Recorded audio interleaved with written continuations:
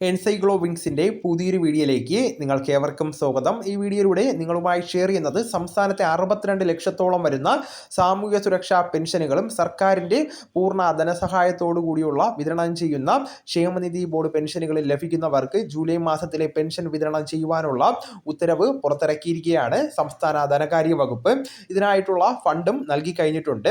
ഒരു മാസത്തെ പെൻഷൻ തുകയായിട്ടുള്ള 1600 രൂപയാണ് ഗുണഭോക്താക്കളുടെ അക്കൗണ്ടുകളിലേക്ക് എത്തുന്നത്. ഇതിൻ്റെ വിശദമായിട്ടുള്ള വിവരങ്ങളാണ് ഈ വീഡിയോയിലൂടെ ഷെയർ ചെയ്യുന്നത്.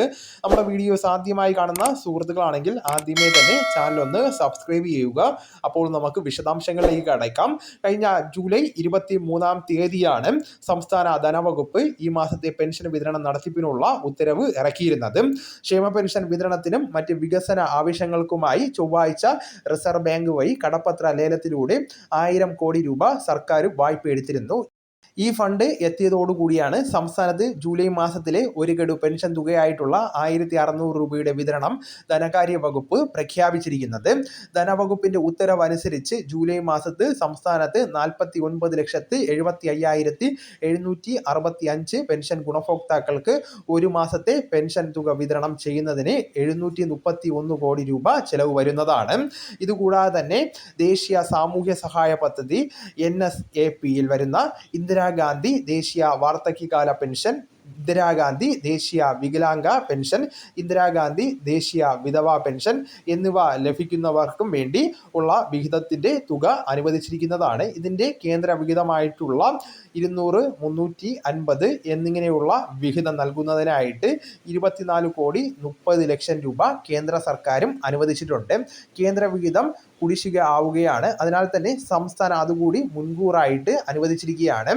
ഇത് പിന്നീട് കേന്ദ്രത്തിൽ നിന്ന് സംസ്ഥാനത്തിന് ലഭിക്കുന്നതാണ്. കേന്ദ്ര വിഹിതം ഉള്ളവർക്ക് ഇപ്പോൾ 1100, 1300, 1400 എന്നിങ്ങനെയായിരിക്കും എത്തിച്ചേരുന്നത്.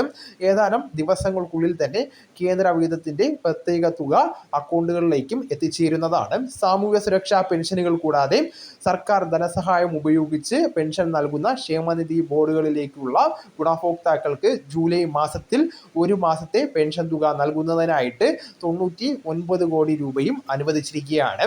ജൂലൈ മാസത്തെ സാമൂഹ്യ സുരക്ഷാ പെൻഷൻ തുക 26,67,947 പേർക്ക് അവരുടെ ബാങ്ക് അക്കൗണ്ട് മുഖേനയും 23,78,118 പേർക്ക് സഹകരണ ബാങ്ക് ജീവനക്കാർ വഴി വീടുകളിലേക്ക് നേരിട്ടായിരിക്കും എത്തിച്ചേരുന്നത്.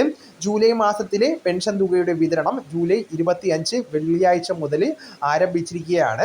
ധനകാര്യ വകുപ്പിന്റെ ഉത്തരവ് ഇത് പ്രകാരം പുറത്തിറങ്ങിയിരിക്കുകയാണ്. 25-ാം തീയതി വെള്ളിയാഴ്ച പെൻഷൻ വിതരണവുമായി ബന്ധപ്പെടുത്തി ഉള്ള കാര്യങ്ങൾ ആരംഭിച്ച ശേഷം ജൂലൈ 31-നുള്ളിൽ തന്നെ വിതരണം പൂർത്തീകരിക്കുമെന്നും ഉത്തരവ് പ്രകാരം വ്യക്തമാക്കിയിരിക്കുകയാണ്. 7 ദിവസം സംസ്ഥാനത്ത് പെൻഷൻ വിതരണം ഉണ്ടാകുന്നതാണ്. പെൻഷൻ തുക വീടുകളിൽ എത്തിച്ചേരുന്നവർക്കും അതോടൊപ്പം തന്നെ ബാങ്കുകൾ മുഖേന ലഭിക്കുന്നവർക്കും കൃത്യമായിട്ട് തന്നെ വിതരണം നടക്കുന്നതാണ്. അപ്പോൾ ഈ വിവരം നിങ്ങളുടെ സുഹൃത്തുക്കളിലേക്കും മറ്റ് ഗ്രൂപ്പുകളിലേക്കും കൂടെ ഷെയർ ചെയ്യുക. നമുക്ക് തുടർന്നും വിജ്ഞാനപരമായിട്ടുള്ള മറ്റ് വീഡിയോസും ആനുകാലിക വിവരങ്ങളുമായിട്ട് വീണ്ടും കാണാം. അതുവരെ ഗുഡ് ബൈ.